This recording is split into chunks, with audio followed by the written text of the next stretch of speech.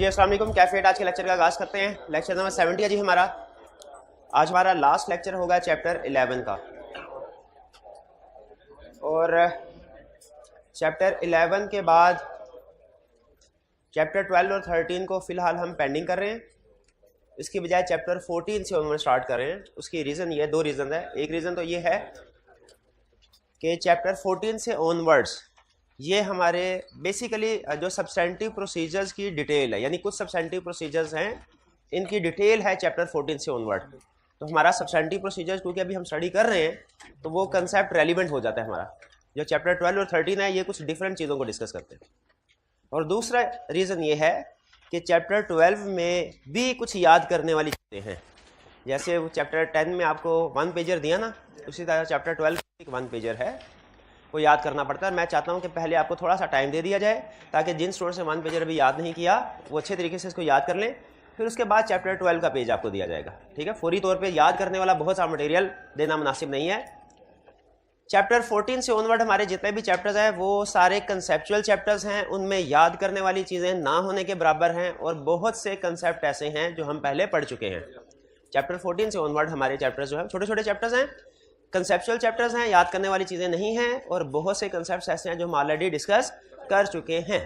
इसीलिए चैप्टर 14 में हमारा कोई तकरीबन 3-4 लेक्चर्स में एक चैप्टर निमट जाया करेगा केस स्टडीज़ के साथ, ठीक है। केस स्टडी के बगैर तो 2 लेक्चर में भी वो निकल सकता है, लेकिन बहरहाल हम आपको पता है फर्स्ट चैप्टर से लेकर लास्ट चैप्टर इंशाल्लाह केस स्टडी की प्रैक्टिस करते रहेंगे। इसीलिए चैप्टर आज ये जब कंप्लीट होगा, इसके बाद नेक्स्ट चैप्टर जो हमने स्टार्ट करना है वो कौन सा करना है, चैप्टर 14, और उसकी रीज़न मैंने आपको बता दी जी। पहले हम क्वेश्चंस की तरफ चलते हैं। प्रीवियस लेक्चर में से जो कुछ हमने पढ़ा, आपका कोई क्वेश्चन हो तो पूछ लीजिए। बेसिकली हमने ये स्टडी किया था, बल्कि प्रैक्टिस की थी एक तरह से, कि किस तरीके से हम अंडरस्टैंडिंग ऑफ एंटिटी जब ऑब्टेन करते हैं, मुख्तलिफ टाइप ऑफ इंफॉर्मेशन हमारे सामने आती है। 5 तरह की इंफॉर्मेशन स्टैंडर्ड ने कैटेगराइज की है, तो कैसे हम हर टाइप ऑफ इंफॉर्मेशन से, हर टाइप ऑफ अंडरस्टैंडिंग से रिस्क को आइडेंटिफाई करते हैं, ये हमने कल सीखा था। कोई क्वेश्चन पूछना चाहते हैं पूछ लीजिए। जी मेरे भाई।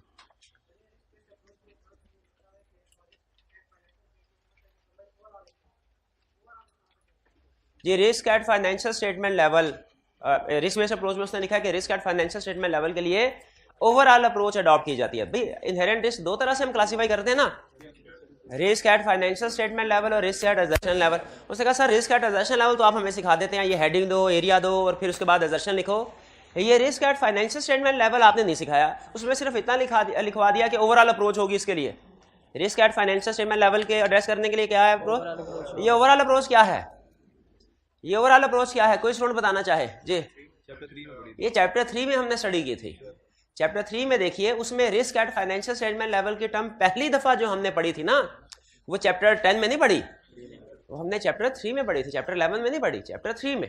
तो वहां पे बताया था ओवरऑल अप्रोच क्या है, और उसके प्रोसीजर बताए थे। और उसमें एक प्रोसीजर आप बार बार पूछते थे, element of unpredictability, unpredictability incorporate करें। इसका मतलब क्या है, अपने ऑडिट प्रोसीजर क्लाइंट को पता ना चलने दे, उन्हें गैस ना करने दे पहले से कि हम क्या प्रोसीजर परफॉर्म करने जा रहे हैं। क्लियर मेरे भाई, ओवरऑल अप्रोच समझ आ गए।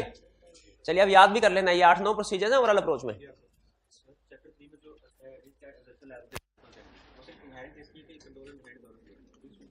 जो चैप्टर 3 में रिस्क एट एजर्शन लेवल की एग्जांपल्स हैं, वो मेरा ख्याल है ज़्यादातर इनहेरेंट रिस्क की एग्जांपल्स है, लेकिन मैं कंट्रोल रिस्क की एग्जांपल भी आ सकती है, लेकिन मैंने लिखी नहीं होगी सर, इनहेरेंट रिस्क की एग्जांपल ही लिखी होंगी। हाँ जी, हालांकि उसमें रिस्क एट एजर्शन लेवल में कंट्रोल रिस्क की एग्जांपल्स भी आ सकती हैं, इवन डिटेक्शन रिस्क की भी आ सकती हैं, लेकिन चूंकि कंसेप्ट बिल्ड करने के लिए 2-3 एग्जांपल्स ही काफ़ी थी, तो इसलिए मैंने कंसेप्ट को ज़्यादा टेक्निकल उस लेवल पे नहीं किया। उस लेवल पे वरना मैं आपको बताना इनहेरेंट रिस्क की एग्जांपल या कंट्रोल रिस्क, तो हम रिस्क एट एजर्शन लेवल से हटके टाइप्स ऑफ रिस्क की तरफ चले जाते हैं। वहाँ पे ये बताना मकसद नहीं था, इसलिए हमने एग्जांपल सिर्फ इनहेरेंट रिस्क की दी, ठीक है जी।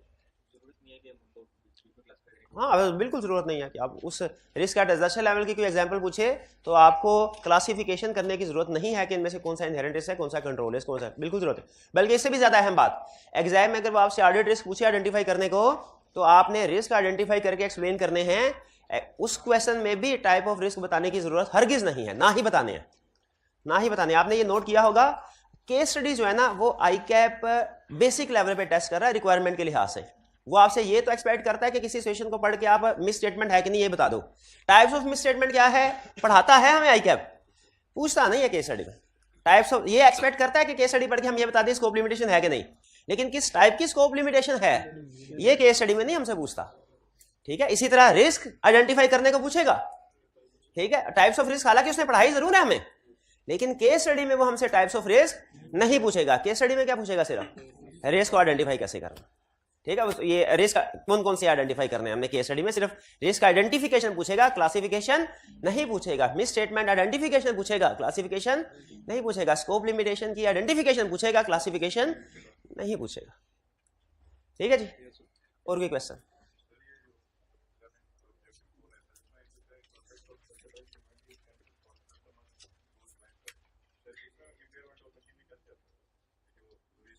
जी, उसने कहा कि एक आपका कस्टमर था वो बैंकरप्ट हो गया। अगर क्वेश्चन में सिर्फ इतनी इंफॉर्मेशन है, कंफर्म है बैंकरप्सी का case, provision bank valuation of debtor के प्रोसीजर आएंगे। अगर वो क्वेश्चन में कह दे कि इसके लिए कोई स्पेशलाइज्ड इन्वेंट्री भी आप बनाते थे, तो डेटर्स की प्रोविजनिंग वैल्यूएशन का भी रिस्क है, इन्वेंट्री की वैल्यूएशन का भी रिस्क है। और अगर तो आपके पास मजीद रिस्क हैं तो ये यहीं पे बात खत्म कर दें, डेटर्स और इन्वेंट्री की। लेकिन अगर मजीद रिस्क नहीं है फॉर एग्जांपल, तो आप एक और रिस्क आइडेंटिफाई कर सकते हैं क्या, कि इसकी स्पेसिफिक इन्वेंट्री बनाने के लिए कुछ मशीनरी भी तो होगी। अच्छा, वो मशीनरी कौन सी वाली इन्वेंट्री बनाती होगी, जो जनरली सेल हो सकती है या सिर्फ इसी कस्टमर के लिए? इसी कस्टमर के लिए। तो अब जाहिर है वो कस्टमर बैंकरप्ट हो गया, इन्वेंट्री जो तैयार हो गई थी वो तो गई, जो उस स्पेसिफिक इन्वेंट्री को तैयार करने के लिए मशीनरी बनाई हुई थी वो भी गए। फॉर एग्जाम्पल ऐसा कस्टमर था, कहता सर ऐसी गाड़ी बनाएं जिसके ऊपर पंखे लगे हों। आम कस्टमर ये फरमाइश नहीं करता उल्टी सीधी, कुछ कस्टमर होते हैं वो इस तरह की फरमाइश करते हैं, इवन कंपनीज को स्पेशल ऑर्डर देके, ठीक है, वो ये कस्टमाइजेशन करवाते हैं। हमने कहा ठीक है भाई, उसने कहा हर महीने 10 गाड़ियां खरीदूंगा, हमने उसके लिए मशीनरी खरीद ली। एक आधा यूनिट होता तो हम रिजेक्ट कर देते कि भाई मशीनरी नहीं खरीदी। अब अगर वो बैंकरप्ट हो जाए तो वो मशीनरी तो हमारी फारग हो गई ना। अब वो रूटीन में तो हम उसको सेल नहीं कर सकते, तो हमें उसको भी डिस्पोज करना पड़ेगा हमसे, तो मशीनरी की भी इंपेयरमेंट का रिस्क आ गया। क्लियर जी? और कोई क्वेश्चन? कोई क्वेश्चन नहीं? पक्का? चलिए अब हम आई कैप बुक के क्वेश्चन की तरफ चलते हैं। नहीं कोई बात नहीं कोई, ये 1-2 दिन में उम्मीद है ठीक हो जाएगा। चलिए, तो पहला question define and explain the term business risk. Business risk का कंसेप्ट क्या है? कि बिजनेस ऑब्जेक्टिव को, कोई भी ऐसा इवेंट या कंडीशन जो बिजनेस के ऑब्जेक्टिव को अचीव करने में एडवर्सली इफेक्ट करे, जो एडवर्स हो, बिजनेस रिस्क। इसका मतलब एडवर्स के लफ्ज़ से पता चला हमेशा कोई ना कोई नेगेटिव चीज होगी जो बिजनेस को इफेक्ट कर रही है। अच्छा, बिजनेस के 3 ऑब्जेक्टिव कल बताए थे, क्या? Efficiency and effectiveness of operation, compliance with laws and regulation, preparation of reliable financial. तो जो बिजनेस रिस्क है वो सबसे रिलेटेड हो सकता है, सारे ऑब्जेक्टिव से रिलेटेड, ठीक है। और ऑडिटर रिस्क क्या है? ऑडिट रिस्क क्या है? फाइनेंशियल स्टेटमेंट में गड़बड़ होने का रिस्क। बिजनेस रिस्क क्या है? पूरे बिजनेस में कहीं भी गड़बड़ होने का रिस्क। ऑडिट रिस्क क्या है? फाइनेंशियल स्टेटमेंट में गड़बड़ होने का रिस्क। तो क्या हम ये कह सकते हैं कि audit risk is a part of business risk?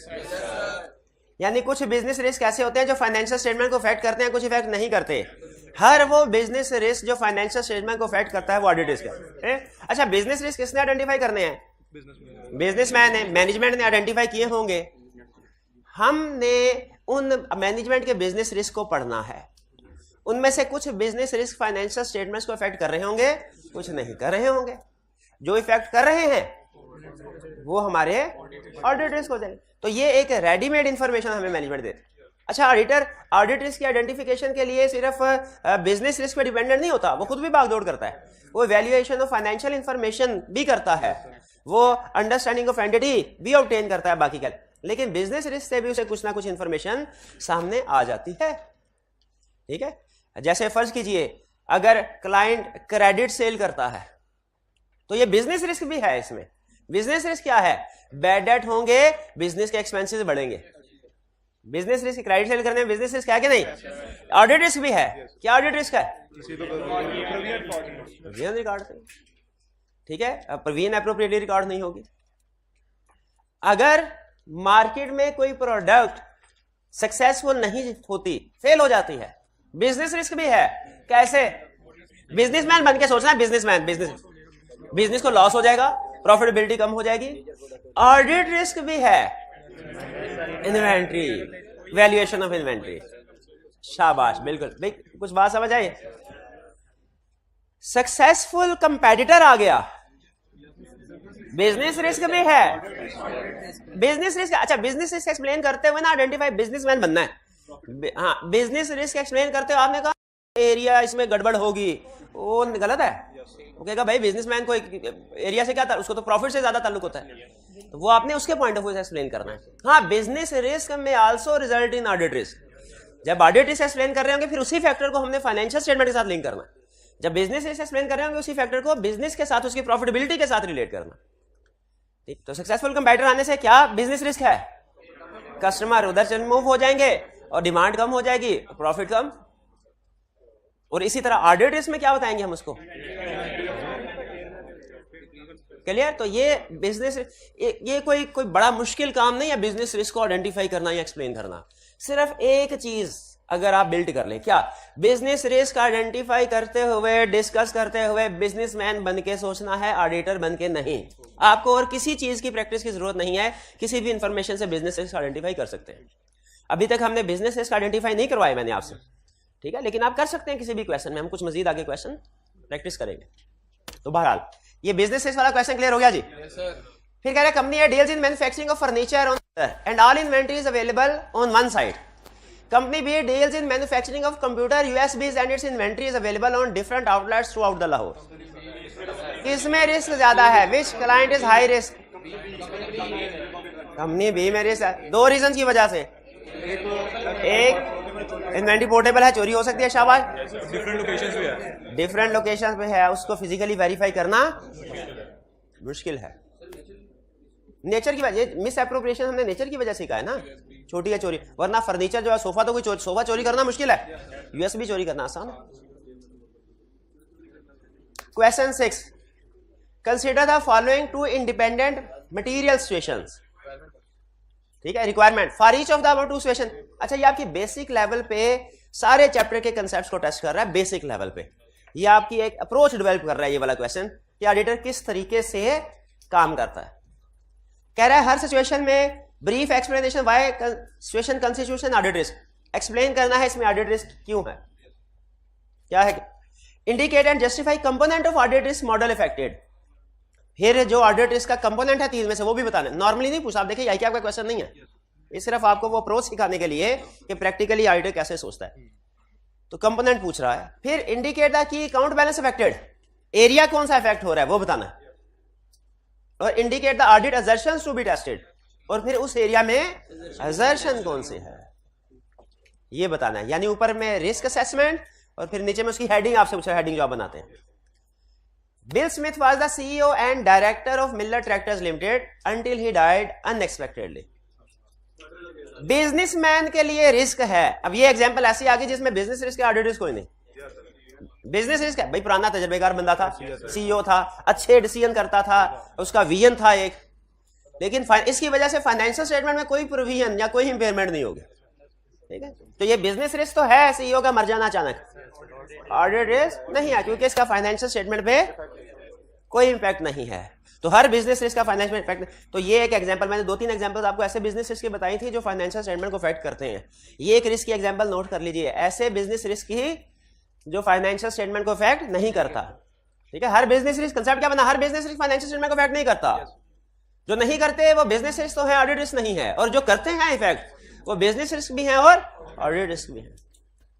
फिर क्या हुआ इसके बाद, after his death his son Will Smith became the new CEO of Miller Tractors and embarked on a cost cutting exercise. उसने कहा प्रॉफिट बढ़ाएंगे, कॉस्ट कम करो, profit बढ़ाने का फार्मूला। काउंटिंग जरा ज्यादा सीख ली है, मैनेजमेंट नहीं सीख पाया, काउंटिंग ज्यादा। हाँ, उसने कहा प्रॉफिट बढ़ाना तो बहुत आसान है, सेल प्राइस बढ़ा दो, कॉस्ट कम कर दो। हालांकि इनके आफ्टर इफेक्ट्स भी होते हैं मैनेजमेंट में, वो भी सीखने होते हैं। कह रहा है which included a reduction in key staff in the credit department. Credit department क्या करता है, ये फैसला करता है किसको उधार देना, किसको उधार नहीं देना। कहता है इसमें स्टाफ कम कर दो, तो ठीक है कम कर दो, तो क्या सही चेकिंग कर सकेंगे वो। बताइए रिस्क क्या है, क्यों रिस्क है। स्टाफ कम होने की वजह से सेग्रीगेशन ऑफ ड्यूटीज नहीं हो पाएगी, ठीक है। और हाँ जी, बैड डेट ज्यादा होंगे, जो नहीं आने वाले कस्टमर की क्रेडिट चेकिंग प्रॉपर नहीं हो सकेगी, जिससे रिस्क बैड डेट बढ़ जाएगा।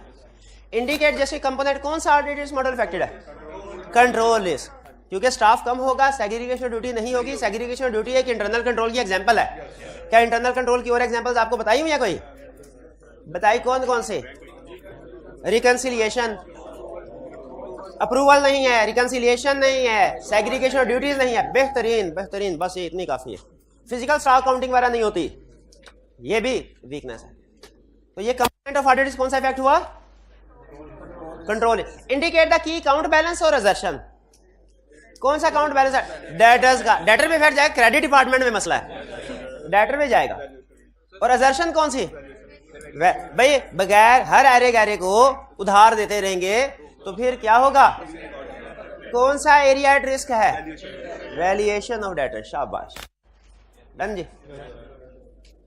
B, your client is a large car manufacturer that uses an electronic data interchange system to transmit purchase order to its many suppliers. Electronically कुछ rocket से लग रहा होगा, रॉकेट साइंस है, क्या क्या कह रहा है? ईमेल भेजता हूँ, और फिजिकली नहीं, क्या करता हूँ? इलेक्ट्रॉनिक डाटा इंटरचेंज यही होता है, ईमेल भेजता। आईटी का चैप्टर हमारा एक पढ़ेंगे, और आईटी वालों की एक मैं आपको बात बता दूं, प्रैक्टिकली भी आपकी कभी इनके साथ डीलिंग होगी जो जरूर होगी।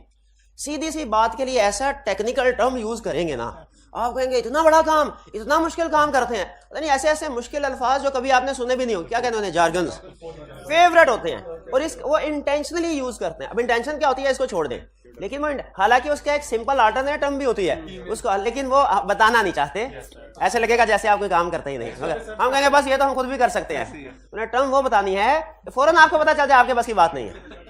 तो इलेक्ट्रॉनिक डाटा इंटरचेंज, ठीक है, to transmit purchase order to message. Each supplier electronically transmits an invoice which is credited directly to customer's account, तो टू क्रेडिटर्स अकाउंट। सप्लायर फिर बदले में इनवाइस सेंड करता है जो कि डायरेक्टली उसके अकाउंट में रिकॉर्ड हो जाती है। किसके अकाउंट में रिकॉर्ड हो जाती है?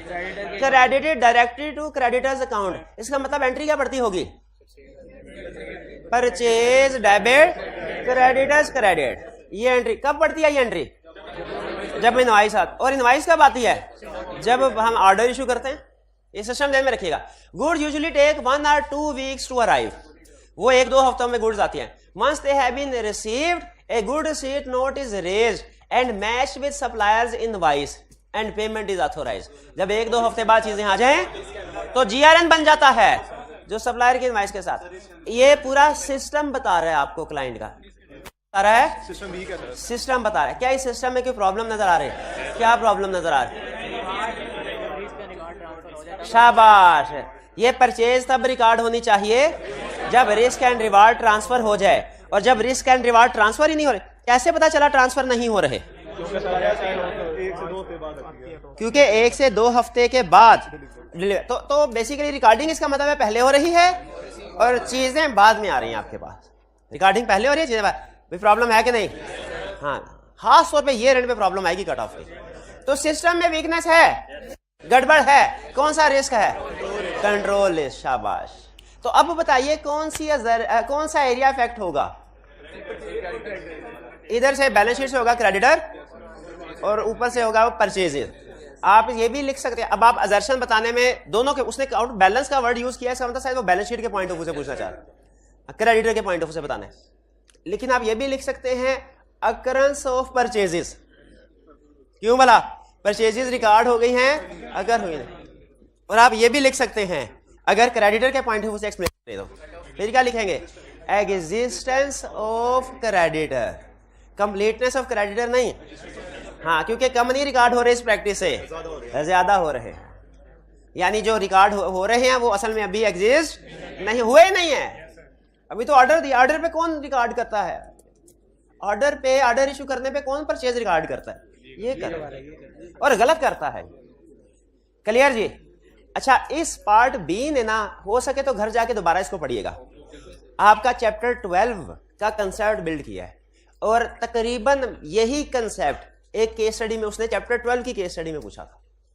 अभी हालांकि मैंने आपको सिस्टम बताया भी नहीं है परचेज का, भी बताना है कि परचेज के सिस्टम में क्या एक्टिविटीज होती हैं, कितनी एक्टिविटीज, कौन कौन सा डिपार्टमेंट है पता है, लेकिन आपने रिस्क सिर्फ अकाउंटिंग का नॉलेज था आपका कि सर अकाउंटिंग में सीखा है कि सेल हो या परचेज हो रिस्क एंड रिवार्ड ट्रांसफर होंगे फिर रिकॉर्ड करना है, कैश की बेस पे नहीं करना, good seat note good dispatch note की बेस पे करना है, सेल्स ऑर्डर परचेज ऑर्डर की बेस पे सेल परचेज रिकॉर्ड नहीं। अकाउंटिंग का कंसेप्ट था ना, सिर्फ इस कंसेप्ट की बेस पे मैंने भी हल्का सा बता दिया था, लेकिन असल में काम आपके अकाउंटिंग के टीचर ने किया था, उन्होंने बेस ना बनाई होती, मैं इतनी जल्दी ना आपको एक्सप्लेन कर पाता। तो यहाँ पे उसी कंसेप्ट को वहां पे यूज कर रहा है। क्लियर? इसमें कोई प्रॉब्लम? कोई प्रॉब्लम? ये बी को टिक कर ले, रिवीजन करते हुए इसको एक दफा दोबारा देख लीजिएगा। 7, you are the audit partner responsible for audit of large consumer goods company. Chief executive is concerned that the controls over recording of sales in one of the division of company are not strong. Controls weak है. He has informed you of the following. उसने ये आपको 2 points बताए हैं, C5 level का question है। Sales are very heavy in the requirement वाली, sorry. Identify audit risk based on above information. Describe the audit approach for each of the above risk. Approach procedure बताएं क्या होंगे। बिल्कुल ठीक है। पहला, sales are very heavy in the last fortnight of the year. Fortnight पता है ना, 15 दिन को कहते हैं। हैवी क्या रिस्क है? इन भाईजान ने कहा ओवर स्टेटमेंट ऑफ सेल्स का रिस्क है। इससे बेहतर कोई हेडिंग बना सकता है? फेक सेल, इससे बेहतर हेडिंग, क्योंकि आपकी हेडिंग में एरिया आ रहा है, असर्शन नहीं आ रही। फेक या ओवर स्टेटमेंट असर्शन नहीं है, अक्ररेंस ऑफ सेल्स। शाबाश, ये ज्यादा है। हालांकि ये भी हेडिंग ठीक है जो आपने पहले बताया, गलत नहीं है, लेकिन टेक्निकली ज्यादा है, जो प्रैक्टिस में यूज होती है। एग्जाम में तो एग्जामिनर को पता होता है, प्रैक्टिकल एक्सपीरियंस नहीं है, वो ओके कर देता है। प्रैक्टिस में जो यूज होगी हेडिंग, वो क्या होगी? Occurrence of sales. और इससे रिलेटेड प्रोसीजर्स कौन से हैं? वही कट ऑफ, सैंपल सेलेक्ट करें, कट ऑफ को एक्सप्लेन भी कर देना है। ये नहीं सिर्फ कट ऑफ टेस्ट लिख देना है कि सर 1 पेजर पे तो सिर्फ कट ऑफ ही लिखा हुआ था। वो है, वो एक्सप्लेनेशन बुक में लिखी थी।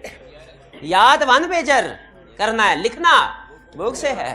तो फिर अगर लिखना बुक से है तो 1 पेजर क्यों देख के सर टाइम जाया कर रहे हैं हमारा? उससे याद आ जाए, हेडिंग, एग्जाम में हेडिंग याद आ, हेडिंग चाहिए होती है आपको, तो 1 पेजर हेडिंग असल में याद करना। चलिए, फिर इसके बाद बी, कट ऑफ के अलावा और भी सैंपल सेलेक्ट करेंगे हम। रिकॉर्डेड उसका इनवाइसेस का सपोर्टिंग डॉक्यूमेंट्स चेक करेंगे, और सपोर्टिंग डॉक्यूमेंट्स के नाम बताने हैं। जैसे इस केस में good seed note. Okay okay okay ठीक है, ठीक है, यही देखना। Second, divisional head is remunerated based on profits of the division. क्या करेगा? सेल्स भी बढ़ाएगा, एक्सपेंसेस भी कम करेगा। तो इसकी हेडिंग क्या होगी? Overstatement of sales.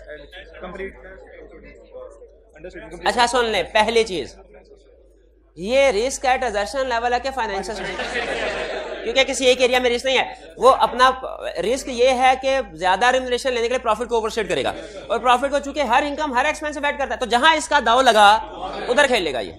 इसीलिए हर इनकम और हर एक्सपेंस में रिस्क है। ये चीज, ये हो गया risk at financial statement level. I cap ने इसको सोल्यूशन में अपने हेडिंग क्या बनाई हुई है? आई कैप ने चूंकि रिस्क एट, आप ये हेडिंग भी बना सकते हैं, risk at financial statement level, और नीचे एक्सप्लेनेशन में लिख दे कि वो अपना हाई रिम्यूनरेशन रिकवर करने के लिए, रिसीव करने के लिए प्रॉफिट को ओवरस्टेट। आई कैप ने जो हेडिंग बनाई है ना, वो ये बनाई है ओवर, इसको जनरल लिख दिया, क्योंकि स्पेसिफिक किसी एक असर्शन से रिलेट नहीं करता ना, तो इसकी हेडिंग में तो असर्शन मुश्किल है। उसने कहा overstatement of incomes, plural form, and understatement of expenses. ठीक है, ये दोनों उसने एक हेडिंग में बता दी। ये रिस्क एट फाइनेंशियल लेवल बन गया। और इसकी अप्रोच क्या होगी ये भाई बताएंगे। अप्रोच क्या होगी भाई, आप कॉर्नर वाले भाई? हाँ, इसकी अप्रोच क्या होगी? ये जो डिविजनल हेड को रिम्यूनरेशन दी जा रही है। हाँ शाबाश, ओवरऑल अप्रोच। ओवरऑल अप्रोच में कोई 2 प्रोसीजर बता दे जो ऑडिटर करता है। डॉक्यूमेंट्स तो हर जगह पे लेगा यार, उसको देने भाई, उसे कुछ ना नहीं बताया उसने। अच्छा सिर्फ इतना बता दिया। 1 मिनट हारे अभी मटीरियलिटी लेवल इंक्रीज होगा कि डिक्रीज होगा?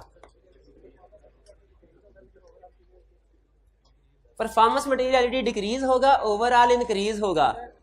यानी बड़ा भाई बढ़ेगा, उसकी उम्र बढ़ेगी, छोटे भाई की उम्र कम होगी। सुभान अल्लाह।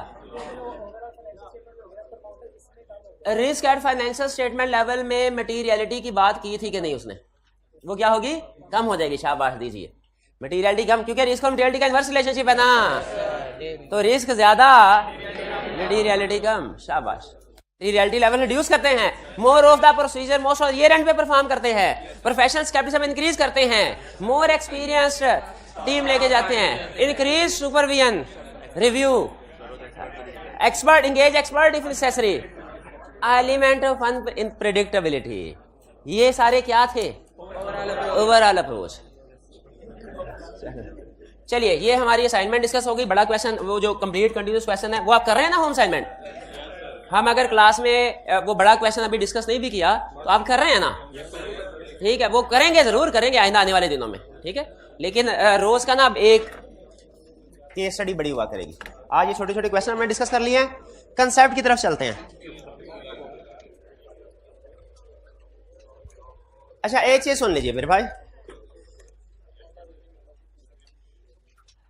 किसी भी मुल्क में 3 तरह की ऑर्गेनाइजेशंस होती हैं, सोल प्रोप्राइटरशिप, पार्टनरशिप और कंपनीज। अब ये गौर से सुनिएगा बात, सोल प्रोप्राइटरशिप, पार्टनरशिप और कंपनी। आपने नोट किया होगा हम अक्सर अपना जो ऑडिट में वर्ड यूज करते हैं ना, कि हम ऑडिट करने जा रहे हैं किसका, कंपनी का वर्ड नहीं बोलते, एंटिटी, क्लाइंट या एंटिटी का वर्ड बोलते हैं। एंटिटी का वर्ड असल में सोल प्रोप्राइटरशिप, पार्टनरशिप और कंपनी तीनों को कवर करता है, इसलिए हम वर्ड बोलते हैं एंटिटी। एंटिटी का मतलब कंपनी ही होता है, लेकिन वो पार्टनरशिप भी तो हो सकती है। अगर आपको कंफर्म है आपका क्लाइंट एक कंपनी, आप उसके बजाय कंपनी का वर्ड यूज कर ले। लेकिन अगर जनरल वर्ड यूज करना है जो हर तरह के ऑडिट क्लाइंट को कवर करे, तो एंटिटी। अच्छा, एंटिटी का ऑडिट करने के लिए जा रहे हैं। एंटिटी 3 टाइप्स की हो सकती है, सोल प्रोप्राइटरशिप, पार्टनरशिप और company. Audit point of view से कंपनी को वो कहते हैं लार्ज क्लाइंट है या नॉर्मल क्लाइंट है, और सोल प्रोप्राइटरशिप और पार्टनरशिप को कहते हैं स्मॉल एंटिटी। कंपनी है large entity, sole proprietorship partnership क्या है, स्मॉल। तो अगर कहीं पे भी आपको ये टर्म सुनने को मिले ना, स्मॉल एंटिटी, तो इसे आपके जहन में आ जाए ये सोल प्रोप्राइटरशिप और पार्टनरशिप की बात कर रहा है। क्लियर? अच्छा, मुझे ये बताइए कि क्या सोल प्रोप्राइटरशिप और पार्टनरशिप यानी स्मॉल एंटिटी है और लार्ज एंटिटी है, क्या इनका ऑडिट करने, इनका सिस्टम एक तरह का होगा कि इनका ऑडिट एक तरीके से होना चाहिए? एक तरीके से नहीं होना चाहिए, ठीक है? बल्कि अप्रोच में फर्क होना चाहिए।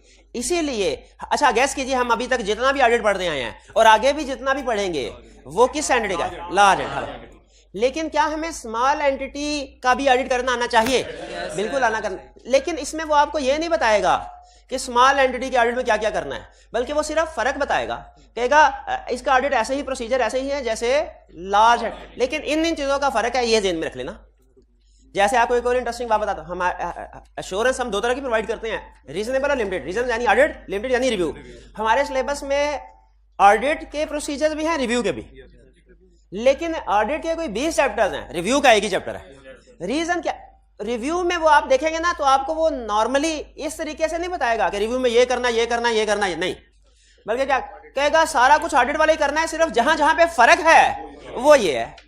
उसकी अप्रोच समझना क्या होगी? तो क्यों बाकी सारा, इसीलिए सिर्फ एक चैप्टर है, वरना 4-5 चैप्टर तो होने चाहिए थे। लेकिन वो जैसे वहां पे कहता है कंफर्मेशन सेंड करो, लेकिन आगे कंफर्मेशन के बारे में मजाल है, एक लफ्ज भी बताया रिव्यू के चैप्टर में, क्यों नहीं बताएगा? कहता है चैप्टर 14 में पढ़ चुके हैं। रिव्यू में भी सब्सिक्वेंट इवेंट्स होते हैं, रिव्यू में भी रिस्क असेसमेंट होती है, रिव्यू में भी इंडिपेंडेंस की रिक्वायरमेंट्स अप्लाई होती हैं। लेकिन मजाल है, बस इतना बताएगा इंडिपेंडेंस की रिक्वायरमेंट्स को कंप्लाई करना है, इतना बताएगा सब्सिक्वेंट इवेंट्स को आपने कंसीडर करना है, इतना बताएगा कि आपने जो रिलेटेड पार्टी और कंफर्मेशन को परफॉर्म, बाकी नहीं बताया। क्यों नहीं एक्सप्लेन, क्यों नहीं करेगा? पढ़ चुके हैं। उसी तरह स्मॉल एंटिटी भी हमारे सिलेबस, लेकिन सिर्फ एक लर्निंग ऑब्जेक्टिव है, वो हम चैप्टर 12 में पढ़ेंगे। इस चैप्टर में चैप्टर 12 में पढ़ेंगे, उसमें सिर्फ एक लर्निंग ऑब्जेक्टिव में निपटा देगा कि इसका, क्योंकि उसका स्टाइल ये है कि उसने ये नहीं बताना, उसने कहना है कि नॉर्मल के साथ इसका फर्क क्या, फर्क समझ आया, बाकी आप कर लेंगे। अच्छा, अब ये तो क्लासिफिकेशन नॉर्मली की जाती है उन कंपनीज, ऑर्गेनाइजेशन की जो प्रॉफिट ओरिएंटेड होती हैं, ठीक है? प्रॉफिट ओरिएंटेड एंटिटी की हम 2 क्लासेस करते हैं, स्मॉल एंटिटी और लार्ज या रेगुलर एंटिटी, सिर्फ एंटिटी का लार्ज। एक और कैटेगरी ऑफ ऑर्गेनाइजेशन भी होती है, नॉन प्रॉफिट ऑर्गेनाइजेशन। क्या हम उसका ऑडिट करते हैं? इसका जवाब है यस, उसका ऑडिट करते हैं। जैसे मैंने कहा एग्जांपल देना कि लास्ट जो मेरे जो क्वालिफिकेशन के बाद मैनेजरियल लेवल लास्ट क्लाइंट जिसकी डिस्कशन चल रही थी वो हॉस्पिटल था। आर्टिकल्स में भी मैंने कोई हॉस्पिटल ऑडिट किया था, लेकिन वो गवर्नमेंट हॉस्पिटल था, दूसरा हमने प्राइवेट किया था जो मैंने। तो नॉट प्रॉफिट ऑर्गेनाइजेशन का भी क्वेश्चन बहुत सिंपल, क्या नॉट फॉर प्रॉफिट ऑर्गेनाइजेशन का ऑडिट और रेगुलर कंपनी का ऑडिट एक जैसा होगा या फर्क होगा? फर्क होगा। अच्छा, ब्रॉड कैटेगरीज जो होती है ना ऑडिट की, या ब्रॉड स्टेजेस ऑफ ऑडिट, वो सेम होंगी? यानी नॉर्मल ऑडिट में प्लानिंग होती है क्या? नॉट फॉर प्रॉफिट ऑर्गेनाइजेशन में भी प्लानिंग होगी। नॉर्मल ऑडिट में रिस्क असेसमेंट होती है क्या? नॉट फॉर प्रॉफिट ऑर्गेनाइजेशन में भी रिस्क असेसमेंट होगी। नॉर्मल ऑडिट में हम इंटरनल कंट्रोल को अंडरस्टैंड करते हैं क्या? इसमें भी अंडरस्टैंड करेंगे। नॉर्मल ऑडिट में एविडेंस ऑब्टेन करते हैं क्या? नॉट फॉर प्रॉफिट ऑर्गेनाइजेशन के ऑडिट में भी एविडेंस ऑब्टेन करेंगे। और आखिरी बात, नॉर्मल ऑडिट में क्या रिपोर्ट इशू करते हैं? नॉट फॉर प्रॉफिट ऑर्गेनाइजेशन में भी रिपोर्ट इशू की जाएगी। यह है not for profit organisation main category. लेकिन इन कैटेगरी के अंदर कंसेप्ट्स का फर्क है, एप्लीकेशन का फर्क है थोड़ा। जैसे नॉट फॉर प्रॉफिट ऑर्गेनाइजेशन में कुछ खास किस्म के रिस्क होंगे। खास तौर पे इनमें जो रिस्क होता है ना, दो बड़े रिस्क होते हैं। ये पहले जनरल डिस्कशन कर लो। एक चैरिटी बेस्ड होती है, अक्सर हर ऑर्गेनाइजेशन चैरिटी बेस्ड नहीं है। ICAP not for profit organisation है, चैरिटी बेस्ड नहीं है। हाँ ठीक है, ये Shaukat Khanum hospital not for profit है, चैरिटी बेस्ड भी है। ठीक है, इस और भी एग्जांपल्स आप सोच सकते हैं। तो ये चैरिटी, तो इनमें रिस्क होता है कि इनकी इनकम अनसर्टन होती है, पता नहीं लोग डोनेशन दे या ना दे, कब डोनेशन। खास तौर पे ऐसी जो जिनकी चैरिटी बेस्ड इनकम होती है ना, जिन नॉट फॉर प्रॉफिट ऑर्गेनाइजेशन की, उनकी रिपोर्ट में गोइंग कंसर्न अनसर्टेनिटी का पैरा आता है। रीजन क्या है? चैरिटी। हाँ, जब इकोनॉमिक कंडीशन पुअर होती है, लोग चैरिटी देना कम कर देते हैं।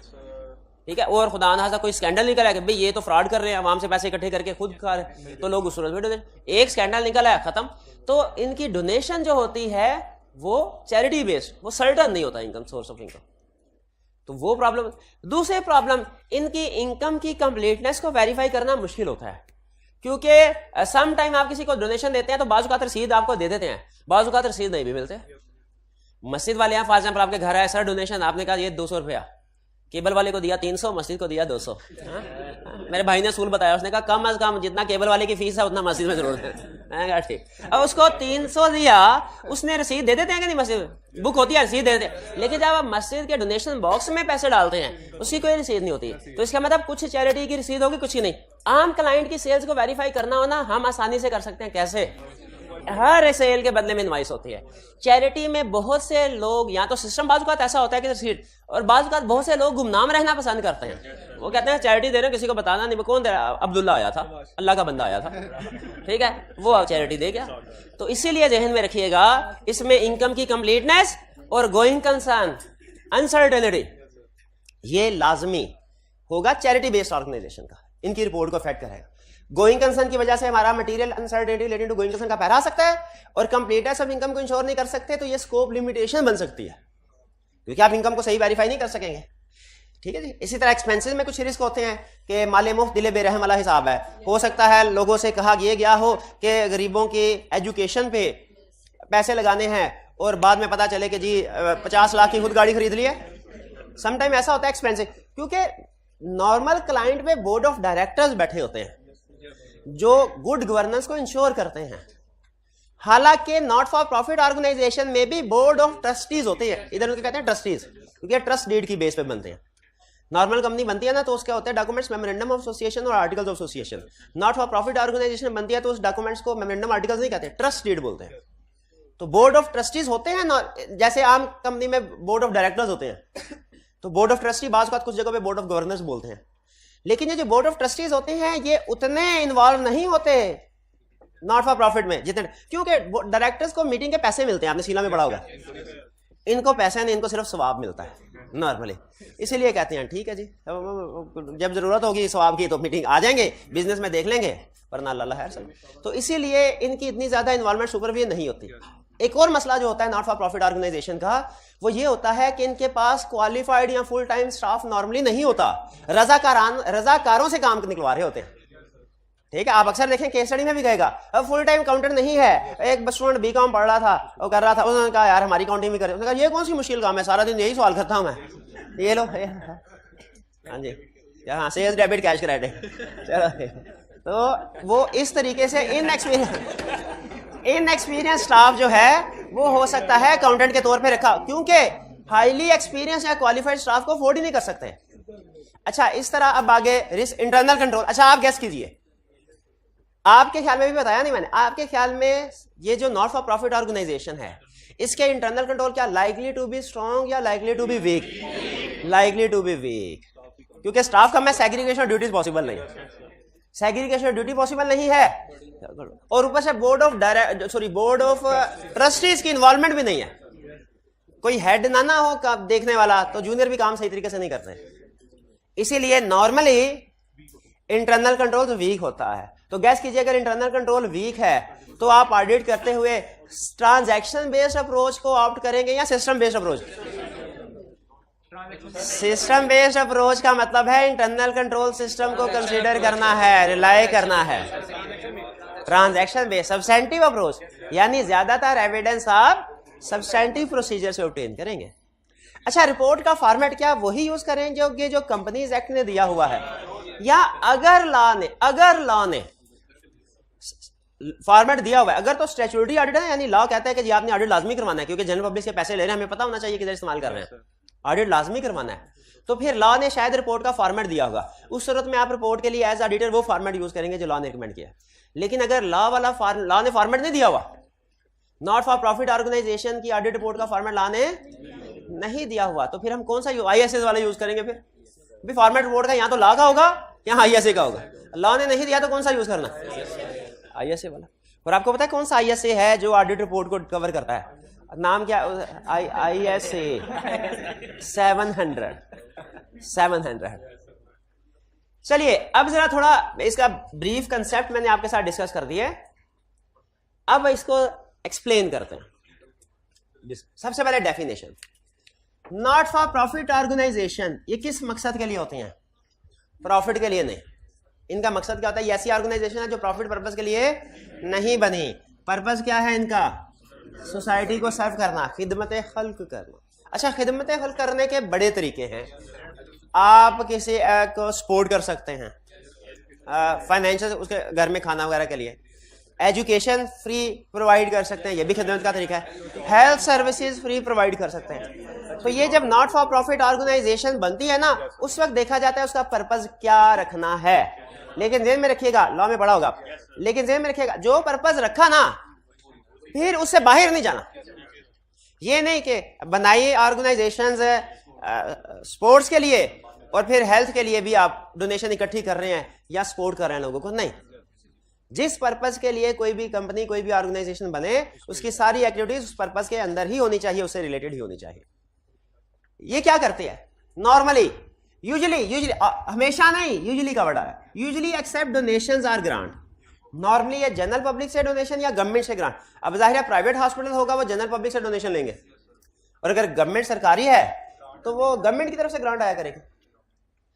लेकिन हर ऑर्गेनाइजेशन डोनेशन या ग्रांट पे नहीं चलती।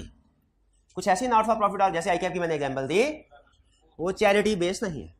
तो एग्जांपल्स क्या है? कुछ चैरिटी ऑर्गेनाइजेशन है, कुछ गवर्नमेंट ऑर्गेनाइजेशंस हैं, और कुछ ओन यानी प्राइवेट ऑर्गेनाइजेशन है। कुछ लोगों ने प्राइवेटली ऑर्गेनाइजेशन बना ली, ठीक है। यानी इन शॉर्ट दो बड़ी क्लासिफिकेशन ध्यान में रखें, not for profit organisation charity based और नॉट चैरिटी बेस्ड। क्योंकि आपके लिए ज्यादा अहम ये इसलिए है कि चैरिटी बेस में गोइंग कंसर्न का इशू आ सकता है। नॉट चैरिटी बेस में उनको पता है हमें डोनेशन मिल ही जानी है, हमने पैसे इकट्ठे कर ही लेने हैं। ICAP का गोइंग कंसर्न का इशू राइज नहीं होगा, क्योंकि वो पब्लिक की चैरिटी पे नहीं चल रहा। पता है जी, स्टूडेंट्स आ रहे हैं, जहां तक आते रहेंगे, एग्जामिनेशन बेस। बिल्कुल। फिर इसके बाद आगे चलते हैं प्लानिंग। प्लानिंग में क्या कंसीडर करना है सुन लें। नॉट फॉर प्रॉफिट ऑर्गेनाइजेशन की प्लानिंग में आपने एनवायरनमेंट को कंसीडर करना है। एनवायरनमेंट क्या मतलब? किस सेक्टर में है? हेल्थ सेक्टर में है, एजुकेशन सेक्टर में है। जैसे शौकत खानम हॉस्पिटल का ऑडिट करने के लिए जाएं, एनवायरनमेंट कौन सा है? Health sector. फिर इसके बाद देखें ऑब्जेक्टिव एंड स्कोप। इस एनवायरनमेंट के अंदर इनका क्या मकसद है, क्या स्कोप है? भाई शौकत खाना सिर्फ कैंसर के पेशेंट्स को लेगा, इसके अलावा इनका स्कोप नहीं है। आपको फ्लू हो गया है, आप मेडिसिन लेने चले जाएं, उधर भगा देंगे आपको, नहीं क्यों? हालांकि है उसी इन्वायरमेंट, उसी सेक्टर से रिलेटेड, लेकिन उनके ऑब्जेक्टिव या स्कोप में नहीं है। जो भी कंपनी बनती है, सीला में पढ़ा होगा, अपने स्कोप के अंदर एक्टिविटीज उसने करनी होती है, वरना वो वर्ड था अल्ट्रा वाइड, वो बियॉन्ड द पावर हो जाए, वो वाइड होती है चीजें। तो इसीलिए क्या हमें जिस नॉट फॉर प्रॉफिट ऑर्गेनाइजेशन का ऑडिट करने के लिए जा रहे हैं, उसका एनवायरमेंट देखना है, किस एनवायरमेंट, किस इंडस्ट्री, किस सेक्टर से रिलेट कर रहे हैं। ऑब्जेक्टिव एंड स्कोप क्या है, क्या इसके ऊपर कोई लीगल रिक्वायरमेंट्स अप्लाई होती है, गवर्नमेंट ने अक्सर रेगुलेट किया होता है, क्योंकि नॉट फॉर प्रॉफिट ऑर्गेनाइजेशन को बाज़ औक़ात टेररिस्ट फाइनेंसिंग के लिए भी यूज किया जाता है, बाज़ औक़ात फॉरेन ऑर्गेनाइजेशन जो फॉरेन कंट्रीज होती हैं इवन वो अपना कोई स्पेसिफिक एजेंडा, प्रोपेगेंडा इसको प्रमोट करने के लिए भी एनजीओज को फंडिंग करती हैं, बड़े घपले भी हो सकते हैं इसमें, इसीलिए इसको अक्सर रेगुलेट किया जाता है। हमने एज ऑडिटर ये देखना है कि क्या जिस नॉट फॉर प्रॉफिट ऑर्गेनाइजेशन का ऑडिट करने के लिए जा रहे हैं गवर्नमेंट की कोई रेगुलेशंस है कि नहीं है, तो उनको पढ़ना है, कंप्लाई करना है, क्योंकि अगर इनकी वायलेशन की तो लाइसेंस कैंसिल, एसईसीबी लाइसेंस कैंसिल कर सकता है ना नॉट फॉर प्रॉफिट लाइसेंस कैसे करता है। Form of financial statement, financial statement का फॉर्मेट क्या होगा, क्या वही कंपनीज एक्ट वाला होगा या अलग से इनकम है, कौन सा फॉर्मेट है वो यूज करना है, नॉर्मल कंपनी वाला ना यूज कर लीजिएगा, इनकम एक्सपेंडिचर अपना आता है, की एरियाज कौन कौन से हैं ये वैल्यूएट करना है। और नॉर्मली याद रखें नॉट फॉर प्रॉफिट ऑर्गेनाइजेशन में की एरियाज कौन कौन से होते हैं, कैश और पर्पस ऑफ एक्सपेंस। कैश में ये इंश्योर करना होता है कि कंप्लीट कैश वसूल हो गया कि नहीं। अक्सर एनजीओ आपने देखा होगा उन्होंने डिफरेंट मार्केट में ना डोनेशन बॉक्स रखे होते हैं, उसमें वो पैसे डाल देते हैं, ठीक है, तो हमने इंश्योर करना है ईयर एंड पे वो सारे बॉक्सेस में जितने जितने पैसे पड़े हुए थे कंप्लीटली सारे ऑफिस पहुंच के रिकॉर्ड हो गया कि नहीं, जो डेफिनेटली एक डिफिकल्ट टास्क है, क्योंकि जब आपका स्टॉक या कैश डिफरेंट लोकेशन पे पड़ा हो ईयर एंड पे उसको वेरीफाई करना मुश्किल है। कितने बंदों को भेजेंगे भाई, जा पूरे लाहौर में से जिस जगह डोनेशन बॉक्स है ले आ, सर 2-4 तो ले आऊंगा, सारे लाहौर के थोड़ी ला सकता हूँ, और 50 जगहों पे और दूर दूर है लोकेशन, मुश्किल होता है एक ही दिन में।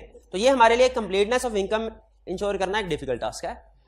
फिर दूसरा, चले कैश किसी ना किसी तरीके से रिकॉर्ड कर भी लिया, रिसीव हो भी गया, अब दूसरा जो बड़ा की एरिया होता है ना जिसको कि इस कैश का इस्तेमाल क्या उस पर्पस के मुताबिक हुआ कि नहीं हुआ, इस ऑब्जेक्टिव एंड स्कोप के मुताबिक, क्योंकि इसमें एम्बेजलमेंट का चांस बहुत ज्यादा होता है। जनरल वाम का पैसा जो होता है ना, वाम का पैसा वो दाएं बाएं होए कोई देखने वाला नहीं होता, आपकी जेब से 100 रुपया गायब होगा ना, साथ वाला करेगा, शोर मचा देंगे, लड़ने पे उतर आएंगे, ठीक है, लेकिन वो मुल्क के खजाने में अरबों रुपया और दाएं किधर आ रहा है किधर जाके पता नहीं, क्योंकि कोई निगरानी करने वाला नहीं। तो प्रॉफिट ऑर्गेनाइजेशन में बाज़ औक़ात करोड़ों रुपया होता है, लेकिन चूंकि स्पेसिफिकली कोई इसका इन्वेस्टर आम शेयर होल्डर हो ना, शेयर होल्डर वो एजीएम में आके पूछते हैं भाई ये एक्सपेंस किधर लगाया, ये ज्यादा क्यों है, ये कम क्यों है, इनके कौन से शेयर होल्डर होते हैं, कोई नहीं। वो आप डोनेशन देने के बाद आपने कितनी दफा जिंदगी में जाके पता किया है कि सर मेरी डोनेशन कहाँ पे लगी है, जिस पर्पस के लिए कहा था वहां पे लगाए, नॉर्मली लोग नहीं पूछते। तो जो नॉट फॉर प्रॉफिट ऑर्गेनाइजेशन वाले हैं जहां उनका दिल करता है पता पूछने वाला कोई नहीं, इसलिए रिस्क है, बड़ा रिस्क है। क्या एक्सपेंसेस का पर्पस क्या है, पर्सनल बेनिफिट्स उठाए जा रहे हैं, माले मुफ्त दिले बेरहम, इसी के लिए इजाद हुई है। ये बेरहमी से पैसे खर्च कर रहे हैं यहाँ के जो पर्पस, अब और को तो कोई नहीं, लेकिन अगर ऑडिट रिक्वायर्ड है, ऑडिटर आगे पूछेगा बताओ भाई किधर है, किस पर्पस के लिए पैसे, रिस्क असेसमेंट कर। अब ये प्लानिंग में आपने इन चीजों को कंसीडर कर लिया, अब इस प्लानिंग के नतीजे में नॉर्मली रिस्क कौन कौन से आइडेंटिफाई होंगे ये सुन लीजिए, क्योंकि एग्जाम में वो आपसे रिस्क असेसमेंट प्रोबेबली करवाएगा। रिस्क असेसमेंट सुनना, डोनेशन बेस्ड कुछ रिस्क है इनकम से रिलेटेड, कुछ रिस्क है एक्सपेंसेस से रिलेटेड। इनकम से रिलेटेड रिस्क क्या है नॉट फॉर प्रॉफिट ऑर्गेनाइजेशन में, पहला रिस्क, अगर इनकम सिर्फ डोनेशन बेस्ड है गोइंग कंसर्न का रिस्क आएगा। दूसरा रिस्क, अगर रजाकारों को काम करने के लिए यूज किया गया है उसमें, जैसे अगर रजाकार को भेजा, ए भाई डोनेशन बॉक्स हैं वो जरा लेके तो आ, रजाकार गया, उसने डोनेशन बॉक्स देखा, कहीं 10 का नोट, कहीं 50 का नोट, कहीं 100 का नोट, कहीं 500, 2 नोट 5-5 हजार के भी थे। अब रजाकार के अंदर का फनकार जागा तो क्या कहता है, तार ली उसने, अच्छा वो इसलिए होता है ट्रांसपेरेंट के लोगों को जरा थोड़ा क्या किया जाए, मोटिवेट किया जाए कि आप भी डोनेशन दीजिए, दूसरे लोग दे रहे हैं, लेकिन वही रिस्क फैक्टर भी बन जाता है, नजर आ रहा होता है बड़े बड़े नोट, तो क्या रिस्क है कि नहीं, वो जो रजाकार है वो तार मार के अंदर से 5,000 का नोट निकाले, लाते हुए रास्ते में कहेगा मैं घर जाके चाय पी लूं, और घर में 5,000 का नोट दाएं बाएं कर सकता है। तो वॉलंटियर्स यूज करने में रिस्क है, ठीक है। अच्छा, अब उसी तरह वॉलंटियर्स ऑफिस में भी यूज किए जा सकते हैं। अगर ऑफिस में एज अकाउंटेंट यूज किए हैं, वो इनएक्सपीरियंस्ड होंगे, वो गलतियां करेंगे, ठीक है, चोरी भी कर सकते हैं, शाबाश। अच्छा, इनकम एक्सपेंसेस में क्या रिस्क है, if constitution gives instruction, constitution होता है वो डॉक्यूमेंट्स जिसकी बेस पे नॉट फॉर प्रॉफिट ऑर्गेनाइजेशन बनी है। आम कंपनी के केस में ये मेमोरेंडम और आर्टिकल्स होते हैं, नॉट फॉर प्रॉफिट ऑर्गेनाइजेशन के केस में ट्रस्ट होते हैं। अच्छा, अगर ट्रस्ट डीड में लिखा हो कि हमारा मकसद था हेल्थ सेक्टर, हम सिर्फ कैंसर के पेशेंट्स के ऊपर पैसे लगाएंगे, खर्च करेंगे, तो अब इसका मतलब क्या हुआ, जितने भी एक्सपेंसेस लगने चाहिए कैंसर में, तो हमारा एज ऑडिटर रिस्क है कि अगर कॉन्स्टिट्यूशन में इंस्ट्रक्शंस दी गई हैं कि सारे खर्चे, सारी एक्टिविटीज स्पेसिफिक सेक्टर में होंगी, तो हो सकता है उस सेक्टर से आउटसाइड कुछ एक्सपेंसेस इनकर किए गए हों।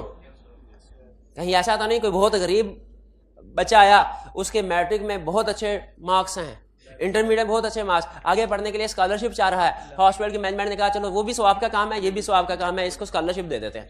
कि हालांकि स्वाब का काम है, क्या स्कॉलरशिप देनी चाहिए? क्यों नहीं देनी चाहिए? स्कोप लिमिटेशन, सॉरी स्कोप में नहीं शामिल है, ऐसे ना रीड्राइव कर देते हैं, उसके स्कोप में नहीं है, उसके स्कोप में नहीं है। अच्छा, बाज औकात ये तो ट्रस्ट डीड में अगर लिखा हुआ ना मकसद, बाज औकात कोई डोनर भी इंस्ट्रक्शन दे देता है, हॉस्पिटल के अंदर आए, सर ये लीजिए 10 लाख रुपए, 10 लाख किस लिए? जी आपने हॉस्पिटल में डेंटल ब्लॉक नहीं बनाया हुआ, बाकी डेंटल ब्लॉक के लिए। अब ये अगर स्पेसिफिक इंस्ट्रक्शंस दे दे तो आपने अकाउंटिंग में शायद पढ़ा हो, उसको फिर इनकम नहीं लायबिलिटी के तौर पे रिकॉर्ड, और उसे सिर्फ उसी पर्पस के लिए यूज करना। इसमें क्या कहते हैं, स्पेसिफिक डोनेशन बोलते थे, हाँ उसी पर्पस के लिए इस्तेमाल करना है और किसी पर्पस के लिए यूज नहीं कर सकते। और हमने फिर क्या देखना है एज ऑडिटर कि डोनर की इंस्ट्रक्शंस को फॉलो किया गया है कि नहीं किया गया। इसकी रिकॉर्डिंग डिफरेंट होती है, स्पेसिफिक जब डोनर इंस्ट्रक्शन स्पेसिफाई कर दे, इसको फिर इनकम के तौर पे नहीं, लायबिलिटी के तौर पे। फिर if there is limit on admin expenses, बाज़ औक़ात एक्सपेंसेस को कंट्रोल में रखने के लिए ये कहा जाता है कि मेन एक्टिविटी के ऊपर ज्यादा से ज्यादा एक्सपेंसेस इनकर होने चाहिए। एडमिन ऐसा ना हो 100 रुपए डोनेशन आई है, पता चले ऑफिस 60 रुपए ऑफिस में खर्च हो गए हैं और 40 रुपए आगे मुस्तहिक लोगों तक पहुंचे, ऐसे नहीं होना चाहिए। Maximum 10% of donation admin expenses होगा। बाज़ औक़ात ट्रस्ट डीड में लिख दिया जाता है क्या कि एडमिन एक्सपेंसेस कितने होंगे, मैक्सिमम 10% ऑफ डोनेशन।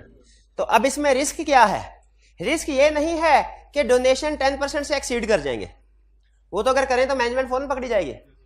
रिस्क ये है कि डोनेशन, ये एडमिन एक्सपेंसेस डोनेशन के 10% से एक्सीड कर जाएंगे और मिस क्लासीफाई किए होंगे किसी दूसरे अकाउंट में, ताकि सरसरी तौर पे लगे कि 9.96% है एडमिन एक्सपेंसेस। ये रिस्क असेसमेंट क्लियर होगी आपको? चलिए, अच्छा मैं आपको एक बल्कि इंटरनल कंट्रोल की बात, या चले रिस्क असेसमेंट की कर लेते हैं। एक प्रैक्टिकल एग्जांपल, एक क्लाइंट का एड करने के लिए मैं गया, वो था हॉस्पिटल, नहीं शोको था नहीं, प्राइवेट हॉस्पिटल था, लाहौर का हॉस्पिटल था। उसमें जनरल पब्लिक से डोनेशन वसूल करते थे, डोनेशन वसूल करते थे, और उसके साथ साथ अब जब डोनेशन वसूल करते थे ना, तो वो डोनेशन इनसफिशिएंट होती थी, हॉस्पिटल के एक्सपेंसेस ज्यादा होते थे। तो उन एक्सपेंसेस को मीट करने के लिए क्या किया हुआ था उन्होंने, एक मेडिकल कॉलेज का लाइसेंस भी लिया हुआ था गवर्नमेंट से। हॉस्पिटल के साथ कोई ना कोई मेडिकल कॉलेज अटैच होते हैं। अच्छा, बज़ाहिर वो नॉट फॉर प्रॉफिट ऑर्गेनाइजेशन थी, लेकिन जो मेडिकल कॉलेज में एक स्टूडेंट की फीस ना उस जमाने में, आज से 15 साल पहले, वो कोई 25 लाख के लगभग होती थी, पूरे MBBS सारे सेमेस्टर की फीस 25 लाख के लगभग। हाँ, प्राइवेट था, 25 लाख के लग। ओ मैं गया, मैंने कहा यार अब तो शायद पता नहीं करोड़ से ऊपर हो चुकी हो शायद, मुझे कंफर्म नहीं है, प्राइवेट इसके लगभग। तो वैसे मैं एक दफा उसके पास वैसे ही, अब वो कुछ बातें नहीं नहीं अब जब जाएंगे। असल में अंडरस्टैंडिंग वो मैं देखता था ना, तो उसमें जो उनके स्टूडेंट्स होते हैं ना, उनमें कोई 30% के करीब मेल होते थे और 70% के करीब फीमेल। तो मैंने जाके मैंने कहा इतना ही रेशो है, और अब उधर ना चले जाना मैंने और ज्यादा बन गया।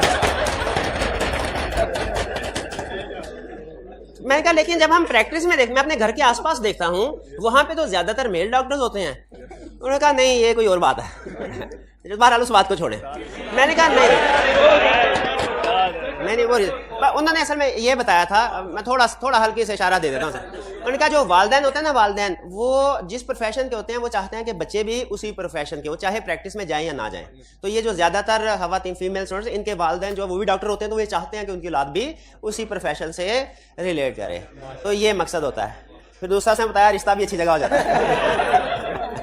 बहरहाल चले आगे चले। मैंने कहा भाईजान आप तो लूट रहे हैं, आप तो लूट रहे हैं, एक तरफ कह रहे हैं नॉट फॉर प्रॉफिट ऑर्गेनाइजेशन और दूसरी तरफ एक एक बच्चे से 25-25 लाख ले रहे हैं। उन्होंने कहा नहीं सर, आपने शायद कंप्लीट सिस्टम को नहीं पढ़ा। आप देखिए हमारी पूरे साल की कॉलेज की जितनी भी इनकम होती है ना, साल के एंड पे हम उसे हॉस्पिटल को डोनेट कर देते हैं, क्योंकि हमारी डोनेशन जो है ना जनरल पब्लिक से वो इतनी नहीं होती कि हॉस्पिटल के सारे ऑपरेशन को सपोर्ट कर सके। भाई सिस्टम समझ आ गया?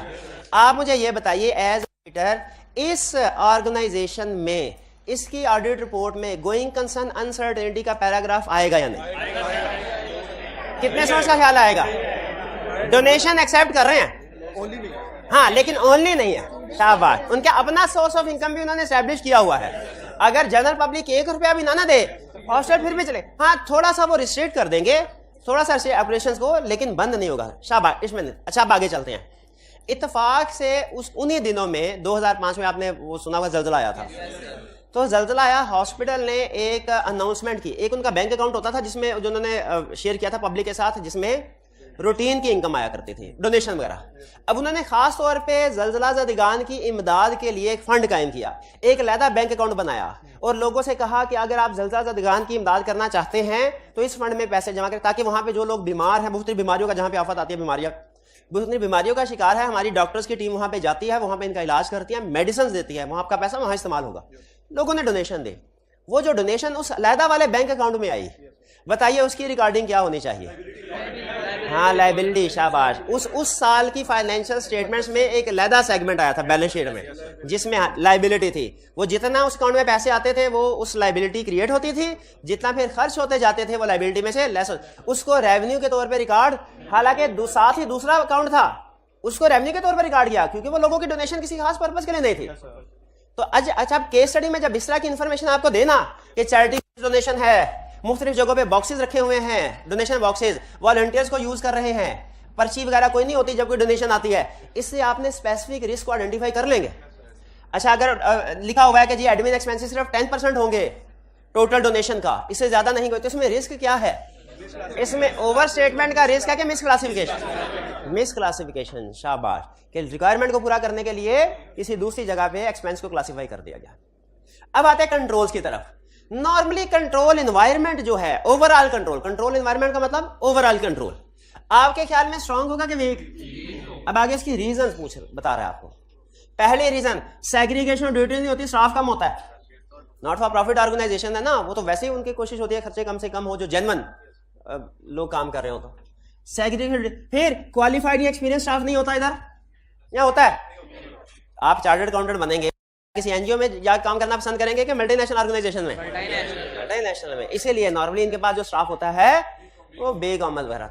इंटरनल ऑडिट डिपार्टमेंट इनका, नॉर्मल कंपनी का इंटरनल डिपार्टमेंट है, इनका कोई अलग से इंटरनल डिपार्टमेंट अकाउंट्स डिपार्टमेंट नहीं पूरा होता।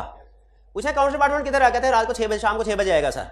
क्यों सर? उसकी कॉलेज एजुकेशन चल रही है, 6 बजे है, तो पार्ट टाइम होते हैं नॉर्मली। फिर lack of authorisation, normally transaction की ऑथोराइजेशन, क्यों भाई? फिक्स एसेट खरीदना बेचना है, आम कंपनी हो, डायरेक्टर से अप्रूवल लेते हैं, इधर ट्रस्टी आते नहीं, होते हैं आते नहीं, उनकी एक्टिव इन्वॉल्वमेंट नहीं। और एक्टिव इन्वॉल्वमेंट क्यों नहीं होती, रीजन भी पता नहीं चाहिए, उनको पैसे नहीं मिलने। डायरेक्टर की तो हर मीटिंग के पैसे मिलते हैं उनको, 50-50 हज़ार, 1-1 लाख, किसी को 2-2 लाख एक मीटिंग का भी मिलता है। बहरहाल नो इन्वॉल्वमेंट ऑफ ट्रस्टी। अच्छा, तो फिर चले ओवरऑल कंट्रोल एनवायरनमेंट वीक है, लेकिन फिर भी कुछ खास एरियाज को आपने अंडरस्टैंड जरूर करना है उसका सिस्टम, जैसे कैश रिसीविंग का, क्योंकि ज्यादा मसला होता है कैश रिसीविंग। अच्छा, एनजीओ में बताइए कैश रिसीट वाली साइड पे मसला है कि एक्सपेंस पेमेंट वाली साइड पे? दोनों साइड। कैश रिसीविंग में मसला यह है कि कैश रिसीव हुआ, पूरा नहीं आया, वो दरमियान में वो जो रजाकार था वो फनकार बन गया और उसने निकाल ली। और एक्सपेंडिचर साइड पे मसला क्या है कि पर्सनल पर्पस के लिए या जो ऑथोराइज नहीं था पर्पस, उसके लिए खर्चे हो रहे हैं। और रिकॉर्डिंग आपने देखनी है कि रिकॉर्डिंग सही तरीके से हो रही हो। ये बाजू का तो नेट रिकॉर्डिंग करते हैं, आपको एक केस स्टडी में याद है, उसने कहा पैसे आते हैं उसी में से खर्चा करके नेट सेल रिकॉर्ड कर लेते हैं। भाई 1000 रुपये आया, 200 खर्च किया, 800 का रिकॉर्ड कर लिया कैश डेबिट से, सही है? सेल्स भी गलत, एक्सपेंसेस भी गलत, सेल्स भी अंडरस्टेड, एक्सपेंसेस भी अंडरस्टेड, हालांकि प्रॉफिट सेम आएगा, है ना? तो आपके समझ में ये तो नहीं आ रहा कि प्रॉफिट सेम आएगा तो ठीक है, शुक्र है, शुक्र है। हर लाइन आइटम को लहदा ठीक होना चाहिए, ये असूल है हमारा। एक आपको एग्जाम में केस, 1 नंबर की केस स्टडी थी, छोटी सी केस स्टडी थी, लेकिन वो था कि उसने क्लाइंट ने इधर से बैंक बैलेंस को ओवरस्टेट किया 10 मिलियन से, दूसरी तरफ क्रेडिटर्स को ओवरस्टेट कर दिया 10 मिलियन से। कोई प्रॉब्लम है? प्रॉब्लम है। एसेट भी गलत, एक नहीं दो गलतियां। चलिए इंटरनल कंट्रोल पता चल गया आपको। नॉट फॉर प्रॉफिट ऑर्गेनाइजेशन में स्पेसिफिक रिस्क कौन से है ये समझ आए? स्पेसिफिक। अब ये देखिए लैदा से इसलिए पढ़ाया क्योंकि ये वो रूटीन वाले रिस्क नहीं है, इसमें कोई वो डेटा टर्नओवर रेशियो का रिस्क नहीं है, क्रेडिट रेशियो रिस्क नहीं है, ये कुछ खरीद बेच ही नहीं रहे, ये तो अपना रूटीन का नॉट फॉर प्रॉफिट का काम कर रहा है। एविडेंस ऑब्टेन करना है तो बताइए टेस्ट ऑफ रिस्क असेसमेंट तो करेंगे, क्या टेस्ट ऑफ कंट्रोल्स करेंगे? कंट्रोल क्यों? Controls likely to be weak, इसलिए ज्यादा फोकस आपका किसके होगा? और सब्सटेंटिव प्रोसीजर में भी ज्यादा फोकस आपका एनालिटिकल प्रोसीजर पे होगा, टेस्ट ऑफ डिटेल पे नहीं, क्योंकि टेस्ट ऑफ डिटेल के लिए आपको सपोर्टिंग डॉक्यूमेंट चाहिए, इनवाइसेस, इसमें किसी ट्रांजैक्शन की इनवाइस होगी? किसी की नहीं होगी। तो इसलिए ज्यादातर एविडेंस जो हमने ऑब्टेन करना है वो मोटा मोटा हिसाब किताब लगा के, रिलेशनशिप बना के कि ठीक है क्या ना। की एरियाज एविडेंस ऑब्टेन करते हुए की एरियाज क्या होंगे आपके? Completeness of income, funds miss use तो नहीं हो रहे, माले मुफ्त दिले बेरहम, सबसे बड़ा रिस्क और सबसे बड़ा एरिया जिसपे हमने काम करना है वो ये एरिया कि अव्वल तो पैसे कम आते हैं, वो दरमियान में से खुर्दबुद करने वाले बड़े होते हैं। ठीक है, कुछ जगहों पे पाकिस्तान की एग्जांपल एक बुक में पढ़ा था, बंदा डोनेशन लेने जाता था, उसने उसी तरह की बुक ये उर्दू बाजार जाए ना, वो 100% सेम बुक आपको छाप देंगे 1000 रुपए में। उसने 2 बुक्स रखी हुई थी, जब कोई बड़ा देखता था बढ़िया सामी है तो ये 2 नंबर वाली जैनवन जो ऑफिस को देनी थी, ऑफिस वाले तो ऑफिस में बैठे थे, उन्होंने कहा यार ये जाओ उधर जाके मोहल्ले में जाओ, लोगों से मांगो, इंट्रोडक्शन करवाओ, नाम लो इस ऑर्गेनाइजेशन का, जो पैसे दे रसीद दे देना उसको। उसने कहा ठीक है, उधर गया, उसने बाहर से उसने दूसरी रसीद बुक भी पकड़ी, जेब में डाली, जहां पे बढ़िया सामी देखता वहां पे रसीद बुक ये लेफ्ट वाली निकाल के रसीद दे देता। अब दिखने में दोनों एक जैसी हैं, अब डोनर जाके वेरीफाई थोड़ी करता है कंपनी में कि बताओ, तो वो सारे पैसे जेब में, जो जेन्युइन रसीद की बुक होती थी इसके पैसे जाके कंपनी जमा करवा देता था। तो ये सारा मिस यूज ऑफ फंड्स। ठीक है, तो इस तरीके से भी इसको पकड़ने के भी तरीके होते हैं। अगर रजाकार लगाता रहता है, हाँ इसके भी तरीके, वो बेफिक्र है, हमारे सिलेबस में नहीं है, लेकिन एक चीज ध्यान में रखिए, एक चीज ध्यान में रखिए, जैसे कंप्यूटर की वर्ल्ड में हर वायरस का एंटीवायरस है और फिर हर एंटीवायरस का कुछ ऐसा वायरस आ जाता है, तो हर रिस्क का कंट्रोल है, लेकिन कुछ अरसे बाद उस कंट्रोल का भी तोड़, उधर भी तो देखें, इधर हम लोग ऑडिटर हैं, दूसरी तरफ मैनेजमेंट वाले हैं, उधर भी तो एक से बढ़ के एक बंदा बैठा है। क्या हम में सारी जहां है? नहीं। क्या सारा तजर्बा हम में ही है? नहीं, उधर भी लोग बैठे हैं, हमारे भी बड़े बड़े कमाल के लोग हैं, उधर भी बड़े बड़े कमाल के जहन है। तो ये एक तरह से कंटिन्यूस जंग रहती है, वो फ्रॉड करना सीखते रहते हैं, हम फ्रॉड डिटेक्ट करना सीखते रहते हैं, कभी वो कामयाब कभी हम कामयाब। चलें आगे चलते।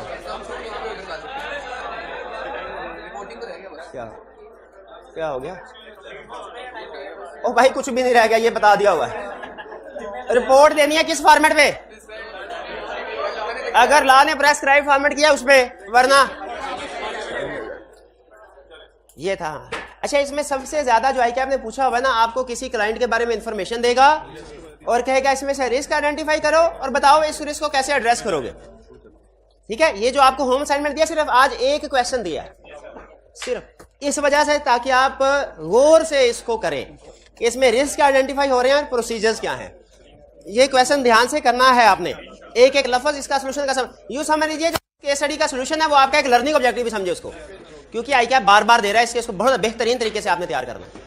ठीक है जी, और अपनी बुक्स आपको पता है, जो असाइनमेंट आप करते रहे, इनाम जो रेगुलर असाइनमेंट करते रहे, स्टूडेंट्स को इनाम मिलना चाहिए कि नहीं? तो जाते हुए जो एक आधा ऊपर नीचे हो गया वो हम ओके कर, उसको भी कर दे, कोई अप्रिशिएट कर देते हैं हम। तो आपने अगर असाइनमेंट किया रेगुलरली तो रजिस्टर जाते हुए हमारे टीए हैं उनको जमा करवाते जाइएगा एंड पे। आपको कल इंशाल्लाह प्राइस के साथ उसके अंदर ही प्राइस स्टेपल करके हम आपको वापस करेंगे। आज का लेक्चर यहाँ खत्म करते हैं हम। अल्लाह हाफिज।